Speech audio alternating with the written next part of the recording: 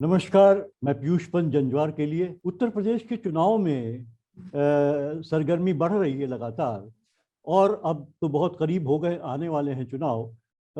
एक जो वहाँ पे उत्तर प्रदेश में जो है दलित वोट बैंक है, उस पे लगातार हर हर पार्टी की जो है नज़र गड़ी रहती है, क्योंकि उत्तर प्रदेश में जो दलितों का जो प्रतिशत है, वो लगभग जो है 21.6% है। और इसको हालांकि मायावती जो है बहुजन समाजवादी पार्टी की नेता, वो काफी कुछ इसका हिस्सा, जो कि जाटव वोट बैंक है, वो लगभग जो ये दलित वोट बैंक है उसका जो है कि आधे से भी ज्यादा है।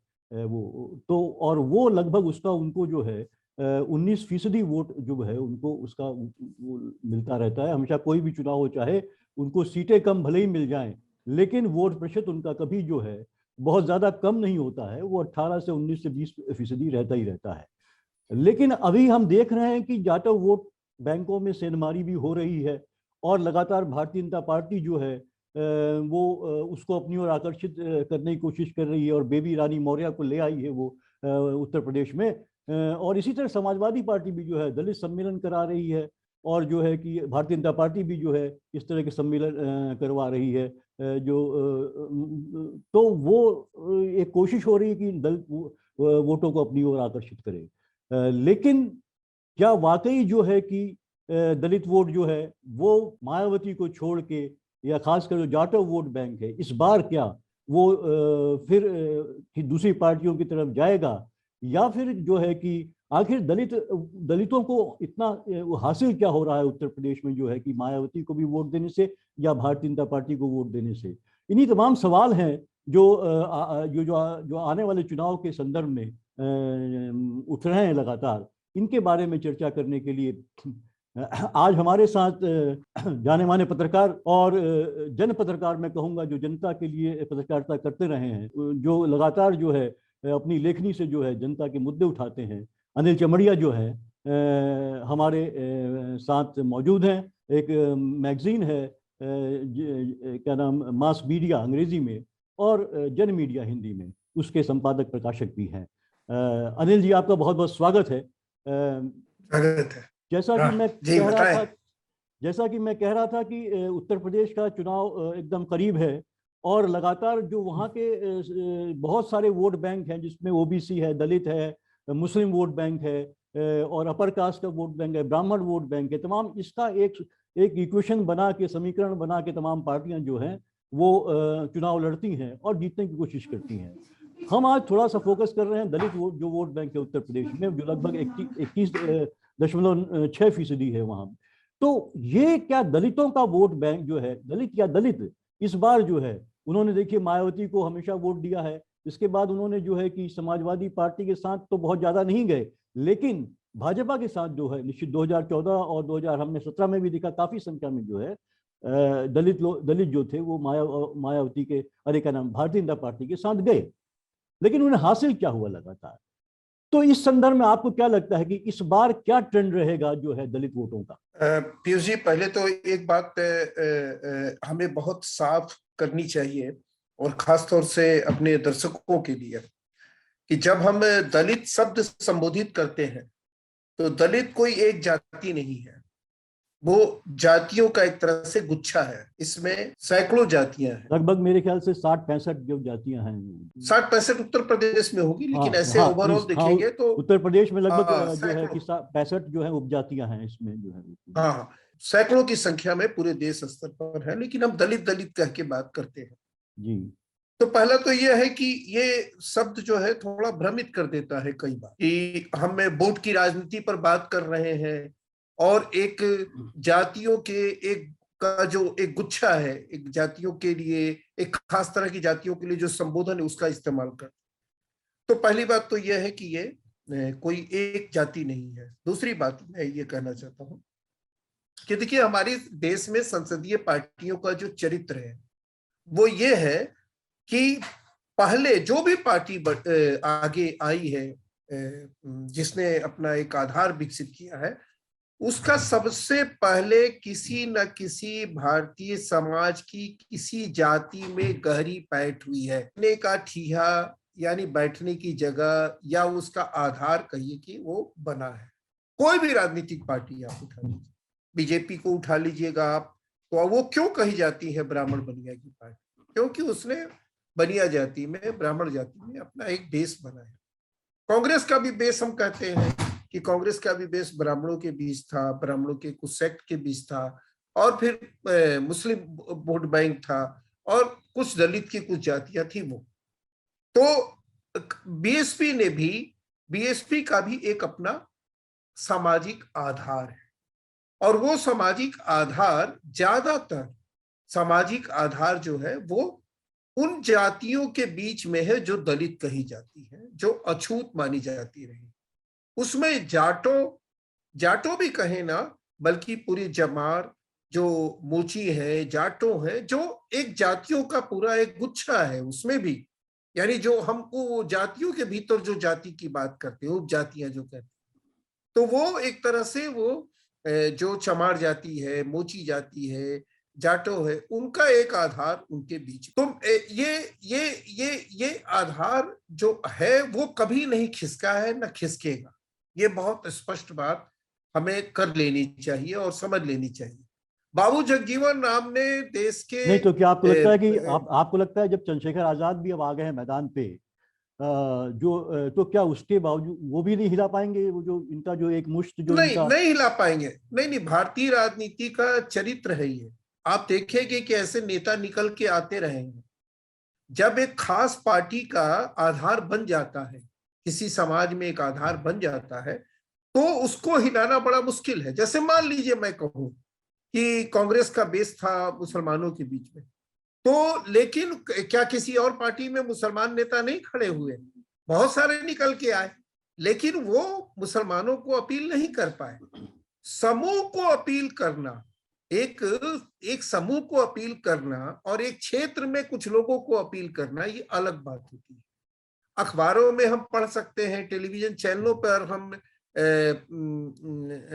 चंद्रशेखर आजाद को देख सकते हैं, लेकिन वो पूरे उत्तर प्रदेश में दलितों के राजनीति को संबोधित कर रहे हैं या उसके नेता बन सकते हैं या बन रहे हैं, इसकी संभावना मुझे नहीं दिखाई दे, और वो न है। हाँ, ये जरूर आप कह रहे हैं, जो शब्द इस्तेमाल कर रहे हैं सेंधमारी की, तो सेंधमारी की जा सकती है। सेंधमारी तो कोई भी आप किसी भी क्षेत्र में, किसी भी वोट बैंक में आप कर सकते हैं। आप मान लीजिए यादवों के बीच में भी सेंधमारी की जा सकती है। आप कह सकते हैं बीजेपी जो है यादवों के बीच में सेंधमारी करवा रही है? जैसे बिहार में मान लीजिए कई नेता खड़े हुए, विपक्ष का नेता हो गया, तो किनको बीजेपी ने प्रमोट किया? लालू यादव के साथ रहे रामकृपाल यादव को प्रमोट किया। तो वो एक दो क्षेत्र में, यानी कि उस सामाजिक आधार के एक छोटे से हिस्से को प्रभावित कर सकते हैं, क्योंकि एक व्यक्तिगत स्तर पे भी बहुत सारे संबंध होते हैं, रिश्ते होते हैं, नाते होते हैं। लेकिन एक लार्ज, जिसको कि हम परसेंटेज में गिन सकें, ये बहुत ही नॉमिनल, बहुत ही मामूली होता है। उत्तर प्रदेश की राजनीति में भी कितने हिलोरे आए, कितने ज्यादा, लेकिन बहुजन समाज पार्टी का जो वोट बैंक का आधार है वो नहीं कम हुआ। आपने खुद ही कहा कि 19% के आसपास का जो वोट बैंक है वो नहीं खिसकता है, नहीं खिसकेगा। तो मेरा ये कहना है कि अब इसमें क्या करना होता है, दो तरह के काम है, दो तरह के चैलेंजेस होते हैं पार्टियों के सामने। पहला चैलेंज तो ये होता है कि वो ये जो उसका वोट बैंक का आधार है, उस वोट बैंक के आधार में और क्या जोड़ रहा है, कोई भी पार्टी और क्या जोड़ रही है, वही उसको सत्ता के करीब ले जाती है। ठीक है, इसीलिए आप देखेंगे कि जब भी इस वोट बैंक के आधार में जब भी जोड़ाव हुआ है, जैसे मान लीजिए मुलायम सिंह के यादव के साथ संबंध बने, तो मुलायम सिंह यादव के साथ संबंध बने, सरकार बन गई। और उस समय सरकार बनी जब ये सांप्रदायिकता का एक तरह से चरम था, जय श्री राम का जो नारा था, चरम था। उस समय उत्तर प्रदेश में समाजवादी पार्टी और बीएसपी की सरकार बन गई। बिल्कुल बिल्कुल बिल्कुल। तो यही सवाल मेरा यहाँ पे, यही सवाल मैं यहाँ पे आपसे करना चाहूंगा कि जो आपने कहा ना कि ये इस तरह के जो कहेंगे जैसे पिछड़ा जो वर्ग है या जो दलित वर्ग है, ये सब जो मार्जिनलाइज्ड लोग थे, ये एक साथ आए और उन्होंने सरकार बनाई। लेकिन अब चूंकि मायावती जो है लगातार अकेले ही चल रही है लगातार। आपने देखा, हाँ। हमने देखा कि 2019 में भी उन्होंने अखिलेश के साथ जो गठबंधन किया था लोकसभा चुनाव में, और फायदा भी हुआ जी। उन्हें, 10 सीट लेके आई थी वो।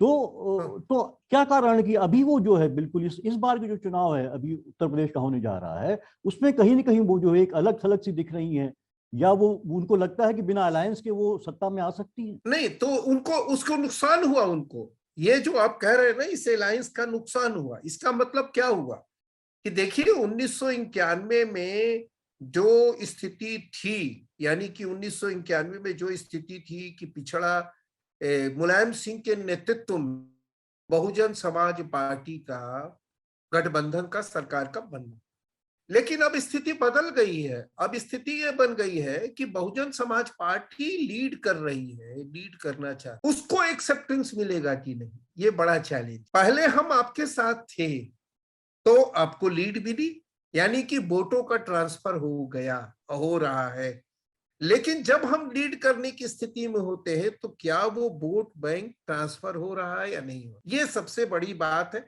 और उसको मुझे लगता है कि दर्शकों को बहुत अच्छे तरीके से वो ये बता रहा है कि अभी भी आप तमाम बातें कह लीजिए, लेकिन दलितों के नेतृत्व को स्वीकार करना अभी भी एक चुनौती बनी हुई है जमीनी स्तर पर। हाँ, तो क्या ये आपको नहीं, तो क्या आपको लगता है जो आपने बात कही ये एक चुनौती बनी हुई है निश्चित रूप से? तो क्या जिस तरह से मायावती या बीएसपी जो है जिस तरह से ब्राह्मण सम्मेलन करा के उन्होंने ब्राह्मणों को अपने पक्ष में लाने की कोशिश कर रही है, हमने 2007 में भी देखा था और उससे वो सत्ता में आए भी थे, तो क्या वो ब्राह्मण एक्सेप्ट करेंगे उनकी लीडरशिप को? हाँ, 2007 में किया, 2007 में किया। देखिए क्या होता है कि सोशल इंजीनियरिंग होती है पूरी पॉलिटिक्स में। सोशल इंजीनियरिंग करने में जो सबसे ज्यादा माहिर होता है वो बाजी जीत लेता है। तो उस समय की जो सोशल इंजीनियरिंग में बहुजन समाज पार्टी ने जीत हासिल की।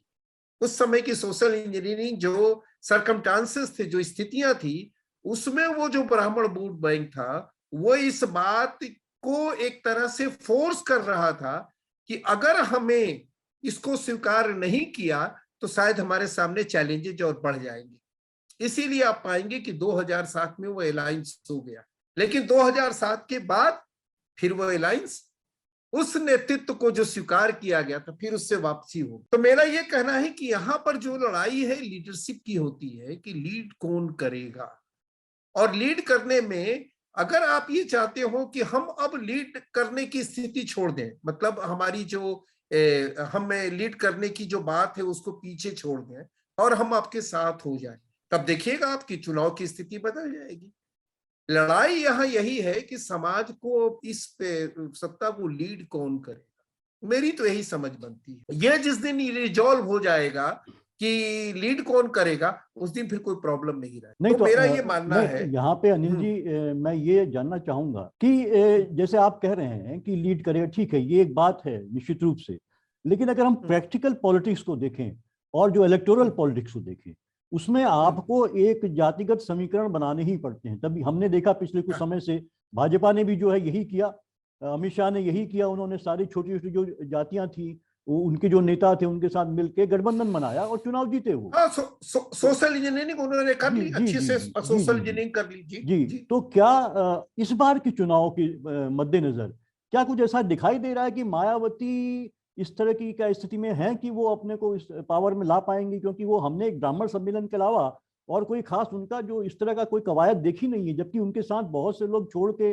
समाजवादी पार्टी में शामिल हो रहे हैं। उनके पार्टी के विधायक भी जहां 19 जीते थे उनके 2017 में, अभी उनके पास जो है कुल 7 जो है विधायक रह गए हैं। तो स्थिति गंभीर है, आपको क्या लगता है? नहीं देखिए, एक तो बात है कि हमें उनकी रैली तो कोई पार्टी नहीं कर रही है, ये बहुत साफ सी बात है, रैली कोई पार्टी नहीं कर रही है। अगर रैली के नाम पे, जैसे मान लीजिए अखिलेश यादव है समाजवादी पार्टी, वो क्या कर रहे हैं, रोड शो कर रहे हैं एक तरह से। कोई रैली जैसी कोई चीज हमको नहीं दिखाई दे रही, रोड शो जरूर कर रहे हैं। ठीक है।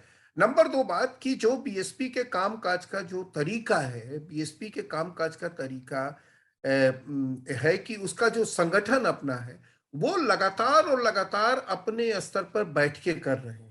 मेरी अपनी जानकारी है कि सैकड़ों की संख्या में, अभी मेरे पास जानकारी आई इलाहाबाद से, इलाहाबाद में जो पार्टी के जो जनरल सेक्रेटरी हैं सतीश मिश्रा, वो गए और वहां एक मतलब मजमा आया, एक बड़ी भीड़ आई उनको देखने सुनने के लिए, ये मान के कि शायद मायावती जी भी आ रही हैं।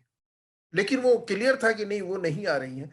तो मेरा ये कहना है कि वो एक्टिविटीज अखबारों में, चैनलों में नहीं दिखेगी, जो अक्सर नहीं दिखती है, लेकिन उनकी बैठकें लगातार हो रही हैं और वो सक्रियता अपनी बनाए हुए हैं। वो भले लोगों को ना दिखती हो। तो मुझे ये लगता है कि वो एक अपने वोट बैंक के साथ और किन किन वोटों को जोड़ सकती हैं। अब पॉलिटिक्स जो हो गई है बहुत ही माइक्रो लेवल पर हो गई है। जैसे अब आप जातियों के एक समूह को जोड़ने की बात नहीं करते हैं, आप जातीय स्तर पर, जैसे राजभर जाति, जैसे मान लीजिए कि हम में आप कहें कि बनिया जो समूह है जातियों का, उसमें से एक जाति को हम उसके साथ अलायंस करने की बात हम करते हैं। तो इस तरह से हम देखते हैं कि जातिगत स्तर पर एक अलायंस बनाने की बात जो बीजेपी भी कर रही है, जो समाजवादी पार्टी भी कर रही है, बीएसपी भी अपने स्तर से ये कोशिश कर रही है। उसमें एक कोशिश ब्राह्मणों के साथ भी उनका गठबंधन बनाने का है। तो वो कोशिश उनकी जारी है। उसमें हो सकता है कि जो जिस तरह से उत्तर प्रदेश की राजनीति अभी है कि जो बीजेपी में जो नेतृत्व करने वाली जो जाति है वो सवर्ण जातियों के बीच में राजपूत जाति है, और उनका जो जातिवाद है वो उसके खिलाफ बहुत ही ब्राह्मणों में एक नाराजगी है, गुस्सा है। तो वो जो ब्राह्मण वोट बैंक है, ब्राह्मण जो समूह है, वो शायद हो सकता है कि कुछ चुनावी रणनीति के तहत कुछ नई स्थितियां खड़ी कर दें या बना दें। हम ये इसमें कुछ नहीं कह सकते अभी कि क्या अभी हो सकता है। लेकिन अब पार्टियां अपने अपने स्तर पर संभावनाएं तलाश रही हैं। उसमें बीएसपी भी अपनी संभावनाओं को देखकर मुझे नहीं लगता है कि वो निष्क्रिय बैठी है, वो सक्रिय है और बहुत ज्यादा सक्रिय है। ये मैंने जो जानकारी हासिल की है वो मैं आपको बता रहा हूं। तो मुझे ये लगता है कि बीएसपी के जो परिणाम है, जो नतीजे हैं, वो मायावती जी के घूमने या ना घूमने से कोई बहुत उसको प्रभाव प्रभाव पड़ने वाला है, ऐसा मैं नहीं समझता।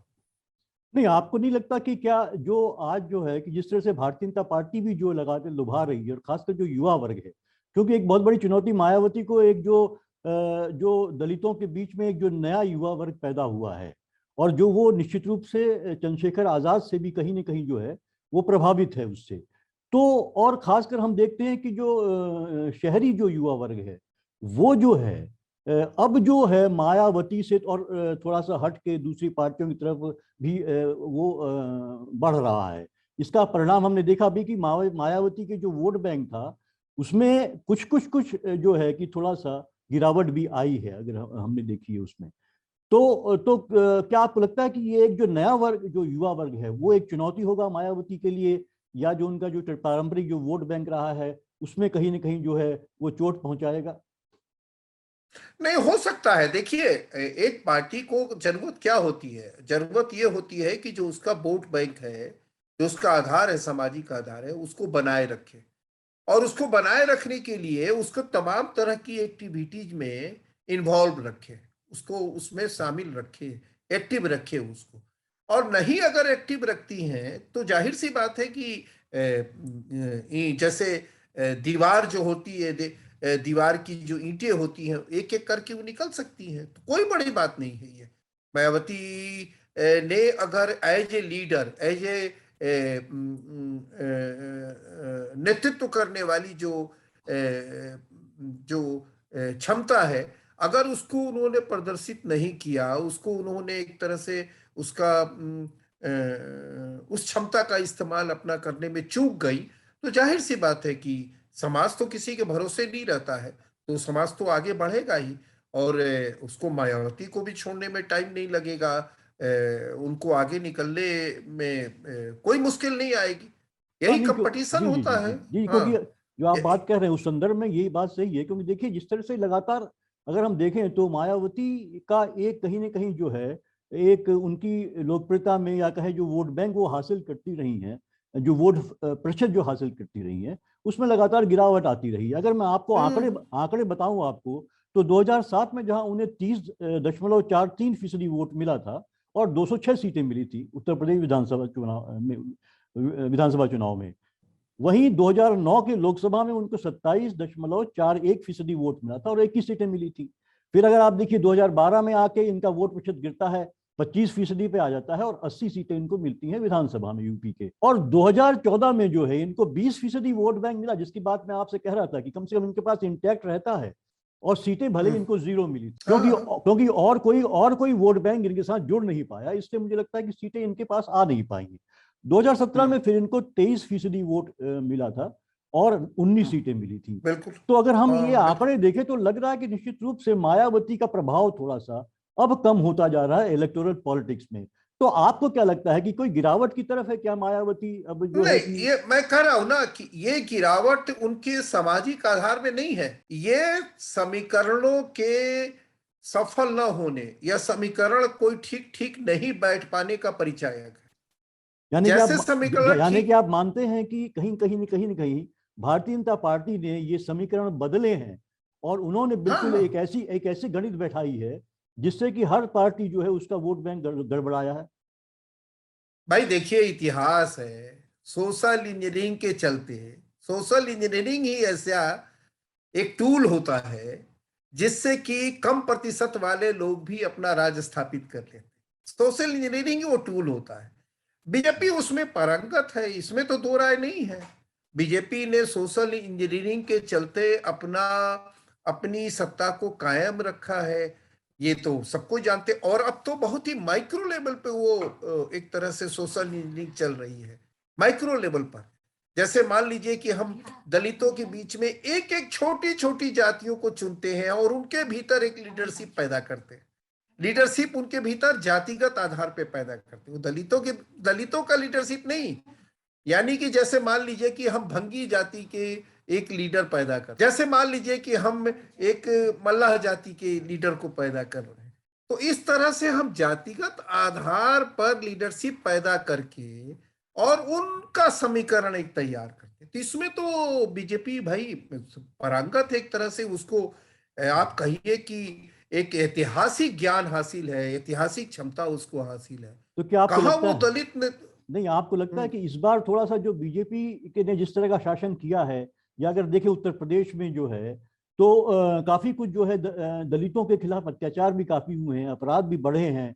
जो 2019 का जो एक ये क्राइम ब्यूरो की रिपोर्ट आई है उसमें ये है कि लगातार 7.6% जो है जो है उसमें बढ़ोतरी हुई है जो अपराध है दलितों के, और जो बलात्कार के मामले भी लगभग इतने ही फीसदी जो है बढ़े हैं जो है।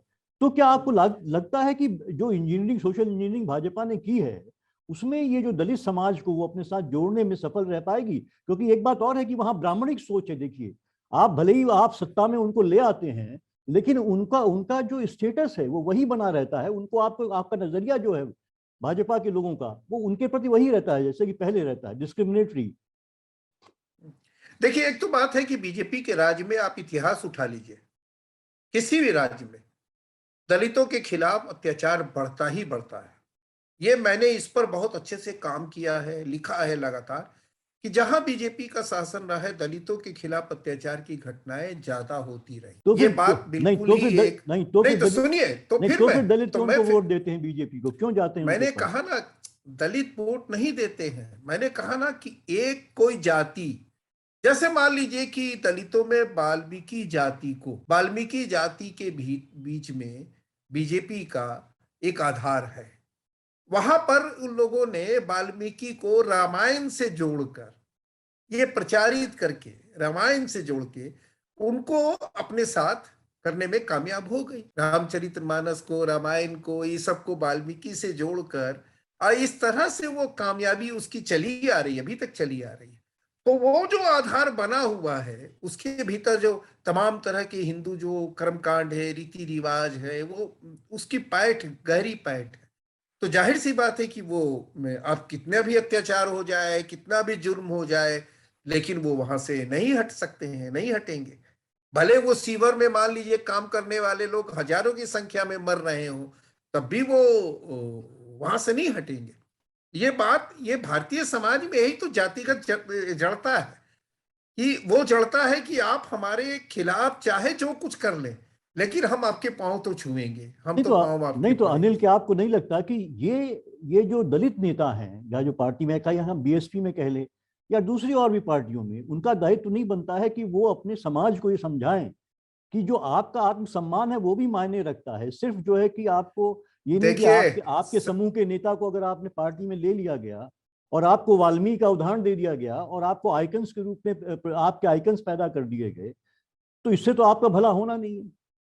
पार्टी का जो नेता होता है वो सत्ता में जाने के लिए होता है, समाज को बदलने के लिए नहीं होता है। दलितों के लिए अगर आंदोलन सामाजिक आंदोलन नहीं होते, उसको बेस नहीं बनाया जाता, तो आप समझ सकते हैं कि कोई परिवर्तन होता नहीं तो सत्ता के नहीं जरिए नहीं नहीं कोई बाबा, समाज में। हाँ नहीं नहीं, बाबा साहब ने तो यही कहा था, राजनीतिक और सामाजिक दोनों बातें कही थी कि होना चाहिए, एक साथ यही होना चाहिए। नहीं, लेकिन लेकिन आप सोचिए ना कि डॉक्टर अंबेडकर ने कोई राजनीतिक पार्टी की लीडरशिप के लिए और उसको बनाए रखने के लिए कोई आंदोलन नहीं शुरू किया था। उन्होंने पहले जमीनी स्तर पे आंदोलन खड़ा किया, समाज को संगठित किया, समाज को एक तरह से जगाया, और उसके साथ साथ फिर उन्होंने पार्टी में अपनी भूमिका एक अदा की, या पार्टी उन्होंने बनाने की कोशिश की, या पार्टियों के सहयोग से वो सत्ता में शामिल हुए।